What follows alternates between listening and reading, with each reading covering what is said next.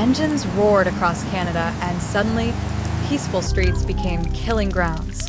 A clubhouse blown off the map. 8 men executed in a farmhouse.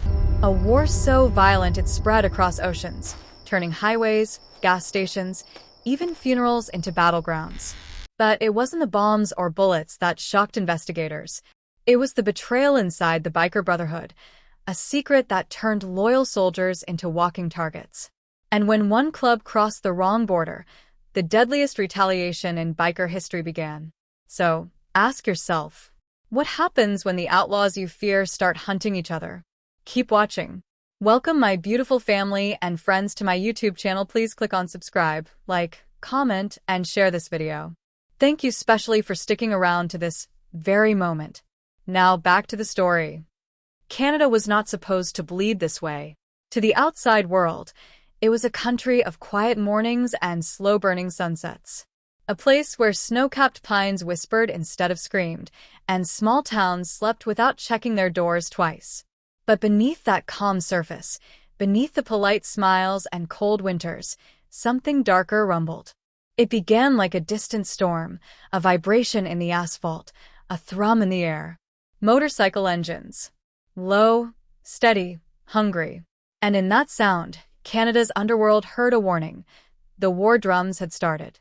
2 names carved the first cracks into the quiet streets: the Hells Angels and the Outlaws, empires of steel, leather, and loyalty, each demanding the same thing: absolute rule. They weren't just motorcycle clubs. They weren't just criminals. They were forces, old, violent, relentless, built on codes older than the roads they rode. And both believed there could only be one king of the road. The moment the Angels crossed into Canadian territory, the Outlaws felt the shift. The territory lines drawn in silence for years were suddenly trembling. Control of the drug trade. Control of the streets. Control of fear itself. The Outlaws moved first, at least in spirit, tightening their networks, strengthening alliances, preparing for what they knew was coming. The Hells Angels responded with something else entirely. Calculated brutality. The kind of violence that didn't announce itself, it whispered first. A car bombing in broad daylight, the explosion echoing through quiet suburbs. A clubhouse firebombed while a rival slept inside. A man stepping out of a bar only to fall under a hail of bullets, so sudden the snow around him turned red before he hit the ground. Homes became crime scenes. Streets became borders.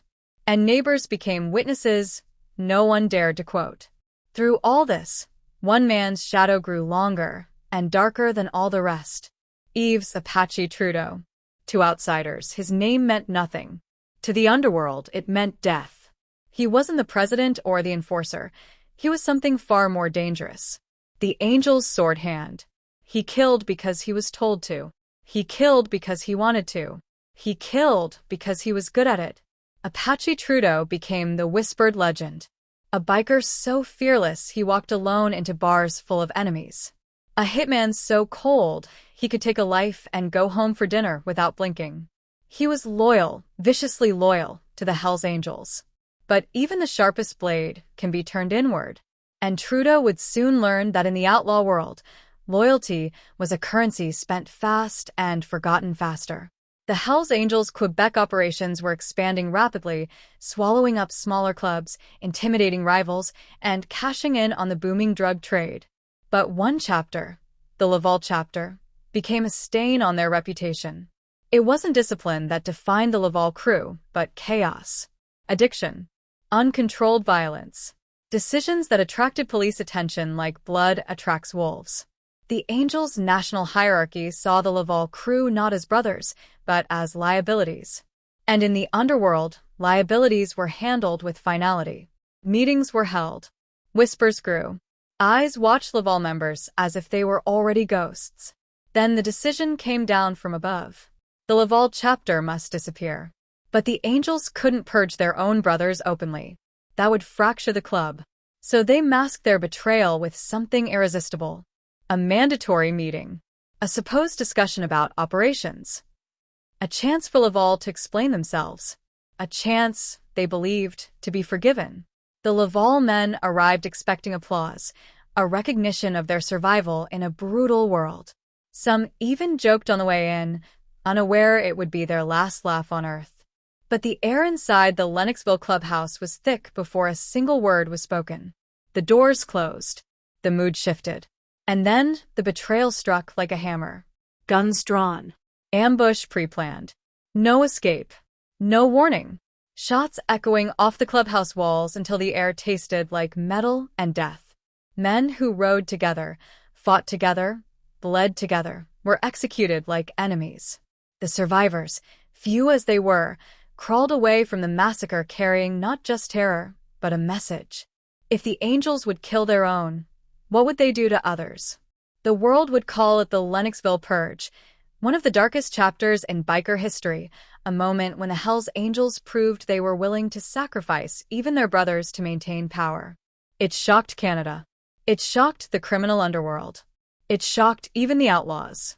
But no one felt the impact more than the man who wasn't there that night. Trudeau should have been at the meeting. He was part of the Laval crew. He was one of their most feared soldiers. He was loyal enough to kill for them without asking why. But 1 week before the purge, Trudeau did something unusual, something unplanned. He checked himself into detox. Some said he was spiraling from his own addictions. Others claimed he wanted a moment of peace. Some believed he sensed something coming. Whatever the truth was, fate handed him a brutal gift: absence. While his brothers were ambushed and slaughtered, he sat in a clinic miles away, unaware that his world was being dismantled bullet by bullet. When the news finally reached him, something inside the hitman snapped, not with fear, but with clarity. If the angels could kill their own, what were they capable of doing to a man like him? A man who knew too much. A man who had spilled too much blood on their behalf. Trudeau felt betrayal crawling under his skin. A kind of betrayal deeper than fear. The kind that rewrites your loyalty with rage. He had been a weapon. Now he realized he was disposable. The angels didn't purge Laval because they were dangerous. They purged them because they were inconvenient. And no one knew the truth better than Trudeau himself. Hitmen don't walk into police stations. Not unless they want to die. Not unless something inside them breaks. Something broke in Yves Apache Trudeau. Betrayal turned into bitterness. Bitterness into anger. Anger into resolve. The man who once silenced witnesses became one. He flipped. He turned informant. He told investigators everything: names, crimes, operations, secrets that had been buried deeper than bodies. His testimony hit the Hells Angels like a falling cathedral. Dozens of members were arrested.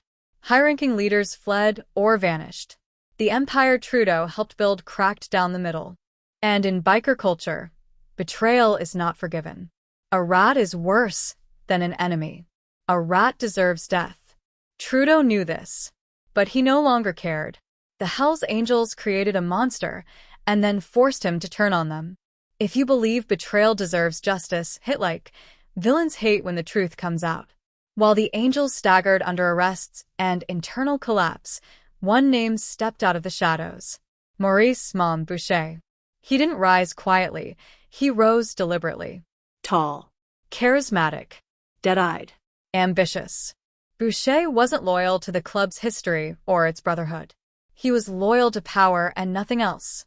He walked into the ruins left by the Lennoxville Purge as if destiny had been clearing the field for him. He spoke to bikers not like a president, but like a prophet. He promised order. He promised wealth. He promised dominance. But above all, he promised war, not survival. A war that would reshape the underworld.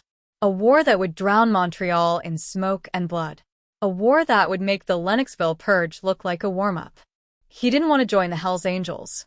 He wanted to rule them. And in his mind, kings are born from chaos. The Purge didn't just destroy Laval, it lit the fuse for something far darker. Something Canada had never seen. Something the world had rarely survived.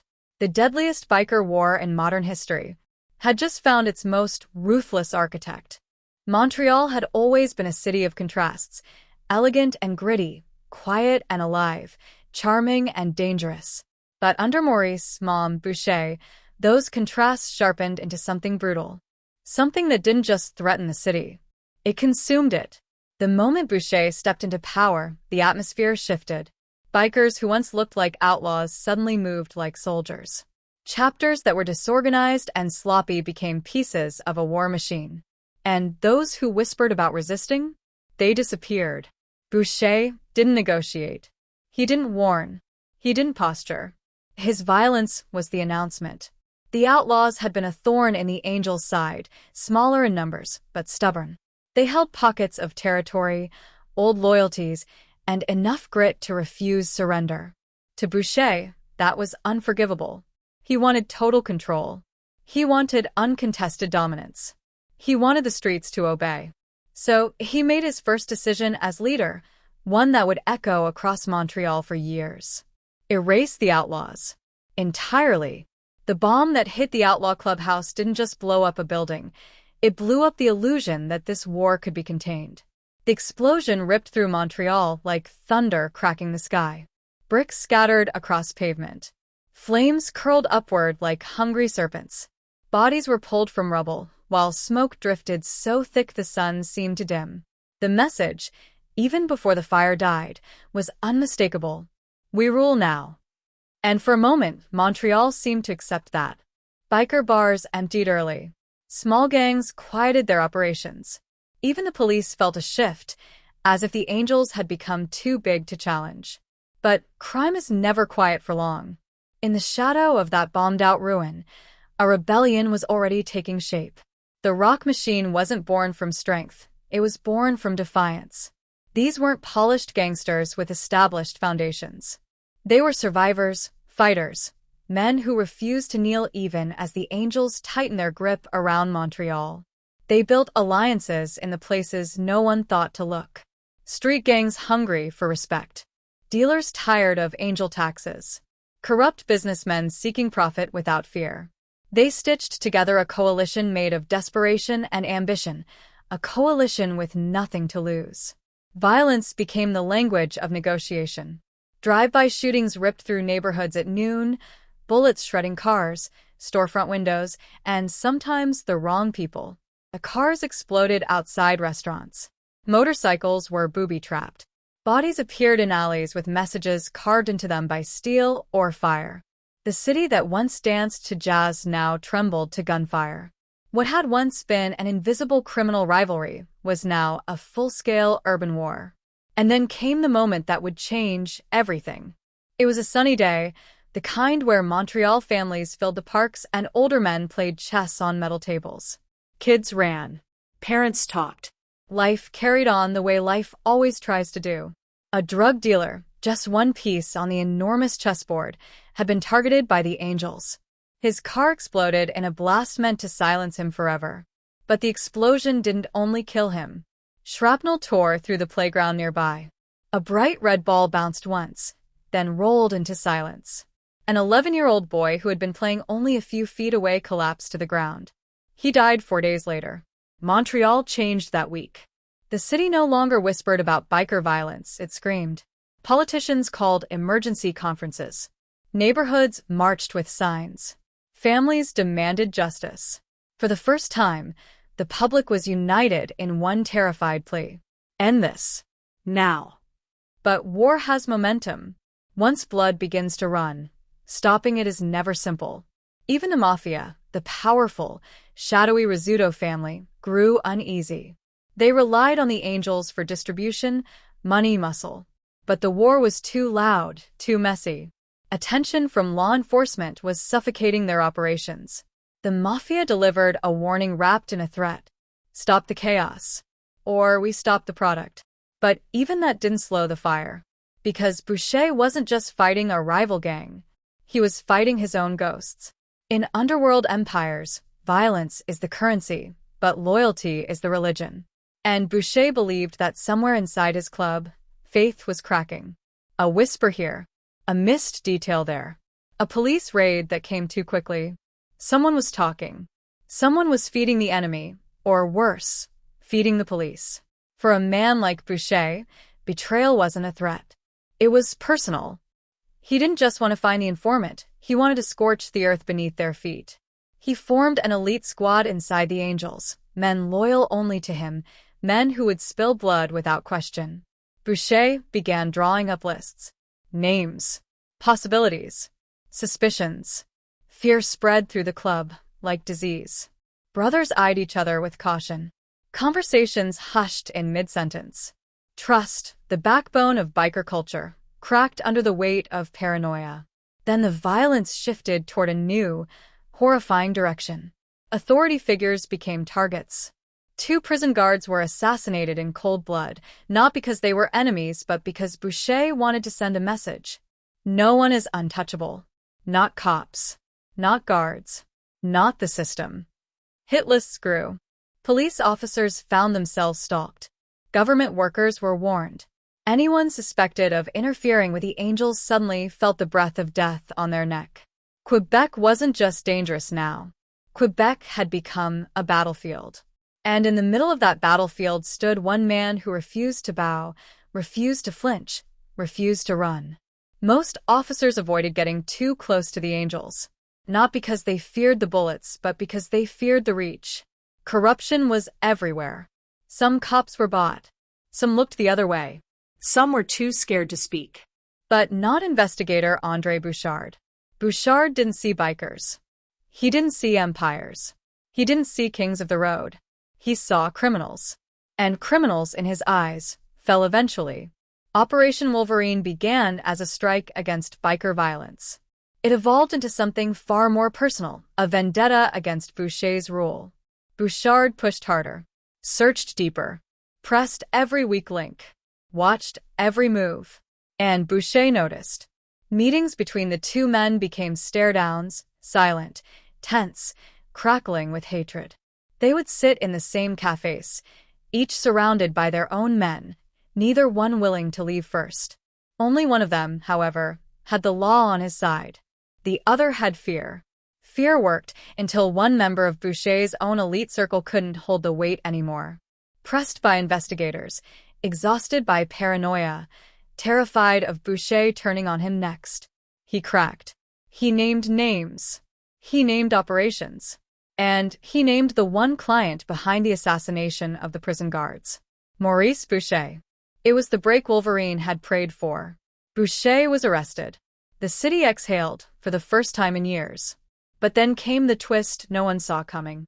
The trial felt like the end of something enormous, a final chapter written in blood and fear. Witnesses came forward. Evidence stacked. Prosecutors stood tall. But Boucher didn't walk into that courtroom alone. He walked in with money, connections, lawyers sharper than any blade on the street, and with something far more powerful: intimidation. Jurors felt it. The judge felt it. Everyone watching felt it. In a shocking, unbelievable moment, Boucher was acquitted.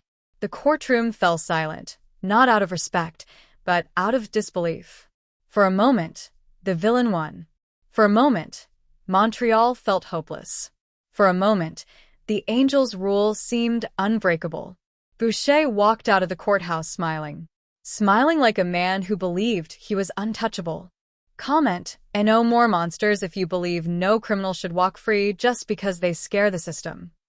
But fate and justice have a long memory, and bullets are temporary. Empires built on them never last. Pressure mounted. Evidence resurfaced. New angles emerged. And the public, louder than ever, demanded a retrial. And they got one.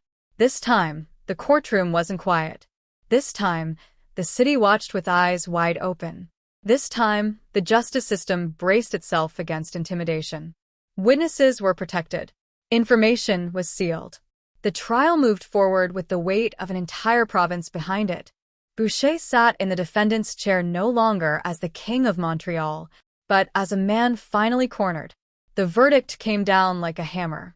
Guilty. Life in prison. This time, the silence in the room was different. Not fearful, relieved. The king of Montreal was caged. But even as steel doors closed behind him, echoes of gunfire still drifted through the streets. Because the war he built didn't need him anymore. Blood had momentum. Hate had inertia. And the biker world's descent into madness? It was only beginning. Canada thought the nightmare was over when Maurice Boucher was caged. But biker wars don't end with a prison sentence. They evolve. They migrate. They infect new soil. Canada's war wasn't the final chapter, it was only Act 1. The engines that once thundered through Montreal now echoed across continents. Vengeance traveled with them. Reputation traveled with them. Fear traveled faster than both. Because when one battlefield dies, another is always waiting. Ontario had always been a quieter theater in the biker world, a place where rival clubs bumped shoulders but rarely broke the sound barrier. But all it took was one night, one farm, one monster with a gun, and a grudge to rewrite biker history forever. His name was Wayne Coleston. If Boucher was ruthless, Coleston was unhinged. A man wrapped in violence like a second skin. A man who decorated his walls with Nazi memorabilia and armed himself like he expected the apocalypse to arrive at sunrise. A man the Outlaws had once tolerated then banished. He never forgave them. And when the Bandidos expanded into Canada, Coleston believed he finally found a new army, a new identity, a new throne. But ambition is a poison, and Coleston drank it like water. The American Bandidos wanted order. Coleston wanted blood. When internal disputes tore the Canadian Bandidos apart, Coleston saw an opportunity to reclaim relevance. But instead of diplomacy, he embraced deception darker than anything seen in Canada since the Lennoxville Purge. He invited 8 members of the breakaway no-surrender crew to his farm under the pretense of peace. They walked in expecting a meeting. They walked into a trap instead. What happened next is still whispered about in the biker world. 8 men, executed one by one. Begging. Crying. Fighting for their lives. Dying in the cold dirt of a farmhouse where loyalty came to breathe its last breath. Coleston even allowed one victim to call his girlfriend, a final cruelty meant to taste the pain he inflicted. The bodies were loaded into vehicles. The vehicles were meant to be burned. Evidence erased. But mistakes happen when murderers drink more than they think. One car ran out of gas. Another was found smoldering in a field. Police followed the smoke back to Coleston's farm, and the horror hiding there. The massacre made national headlines tremble. It wasn't just another biker killing. It was a mass execution. A reminder that when gangs fracture, the deadliest bullets come from within. While Canada was still grieving, a storm was rolling across the Atlantic. Britain, with its narrow streets, rainy highways, and fierce biker tradition, was quietly becoming the next battleground. To the public, bikers were rowdy but manageable.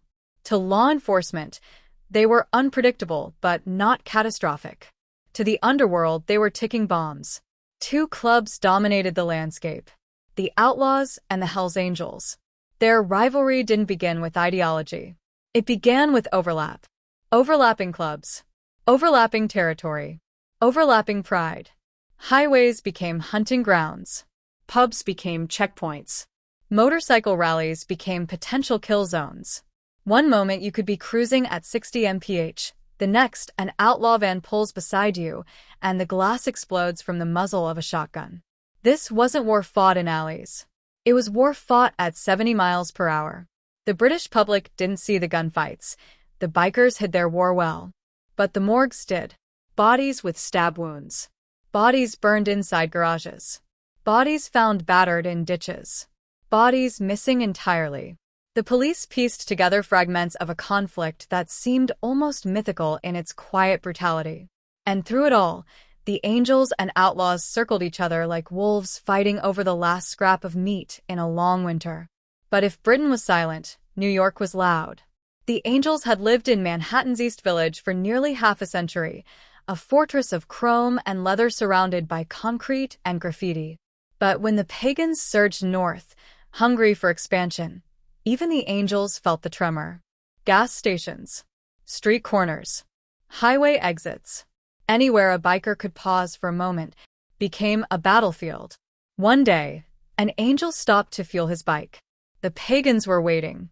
They beat him savagely, a message written in broken ribs. "We're here." The Angels didn't cry. They retaliated. But they retaliated with strategy, not rage. They abandoned their East Village stronghold, The legendary clubhouse the city believed they'd never leave, and instead moved straight into the Bronx, deep in pagan territory.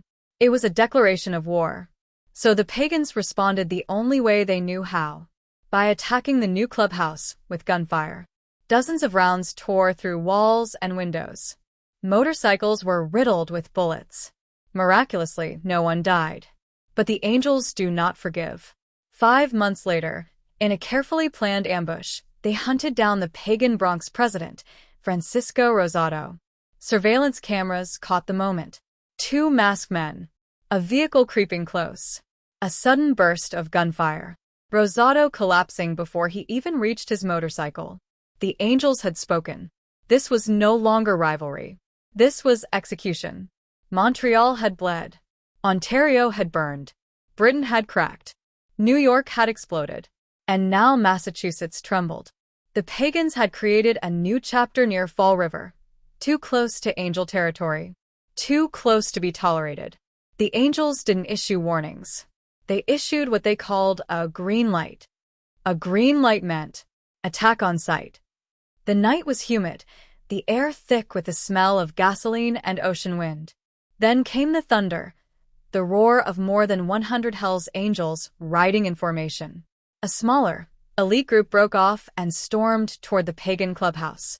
Weapons weren't subtle this time. They weren't even guns. Knives. Hammers. Clubs. Iron bars. Tools made for brutality up close, face to face, where you could see the fear in the eyes of the man you were breaking. Street lights flickered. Engines revved from the shadows. And then, chaos. Bikers clashed like ancient warriors. Metal struck bone. Fists struck skulls. Blood sprayed across asphalt. Women inside the clubhouse screamed as angels battered walls and bodies outside. The police radios crackled with panic. Units responding, multiple attackers, weapons visible, backup immediately. By the time the sirens arrived, the angels had vanished into the night, engines fading like ghosts. The message they left behind? Territory is taken, not shared. People think biker wars are about drugs, or guns, or money. But those are only symptoms. The truth is darker. This was a war of ideology. Brotherhood twisted into obedience. Loyalty twisted into sacrifice. Fear twisted into power. Revenge twisted into identity. To these men, the patch on their backs was a religion. And killing for it was devotion. This wasn't crime anymore. This wasn't rivalry. And it wasn't chaos for chaos's sake. It was a creed. A belief. A culture. A war carried not in pockets, but in the bones and blood of every man who rode. And as the violence crossed borders, continents, and oceans, it carried something with it. The ghosts of those who died in the name of colors and pride. Those ghosts followed every club, every ride, every war. And sometimes, when the living forget, the dead fight back. If you stand against violent gangs, subscribe. Every subscriber helps push documentaries like this into the light where darkness hates to be seen. Because in this story, every like isn't just a click, it's resistance. Every comment isn't noise, it's defiance. Every share isn't promotion, it's a warning. The road remembers. And so do the dead. Before you go, answer this in the comments. Do you stand with justice or with fear? Because in biker wars, silence always chooses the wrong side. If you enjoy true crime stories told like a movie, subscribe to Crime Syndicate Tales, where power always has a price.